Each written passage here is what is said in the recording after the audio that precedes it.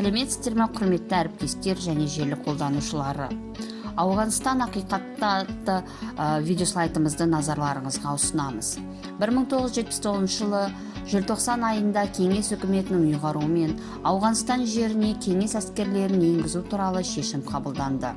Соғыс зұлымдық, жазықсыз төгілген қан, тарих жылнамасынан өзінің қаралы нәубет жылдарымен орын алған зұлматтың бірі ауған соғысы. Азаматтық алу, бейбіт өмірге қол жеткізу қай халыққа да оңай түспеген. Өткен әрбір соғыс мыңдаған, миллиондаған адам шығынын әкеліп, қаншама мемлекетті күйретумен тарихта таңба болып қалды. 10 жыл бойы байтақ елдің тыныштығын бұзып, бұл дүниеден бейхабар періштедей жанып пәк сәбилердің шырылын шыңғыруға шым табырған Ауғанстандағы сұрапыл соғыс 9 жыл 10 айға созылды. Жау дейміз-ау, қолдан жасап жауыңды, саясаттың солақайы уландырған тамырды бауырыңа бауыздап балдай ішкен кеңестің ол сұрапылды дауылды заман еді.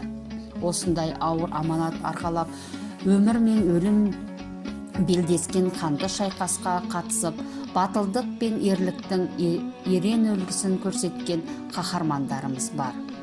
Ауған жеріне 23 мың жерлесіміз аттанып, борышын атқарды. 761 жауынгеріміз қаза тауып, қазақ жеріне жерленді. 26 жауынгер із-түзсіз жоғалған.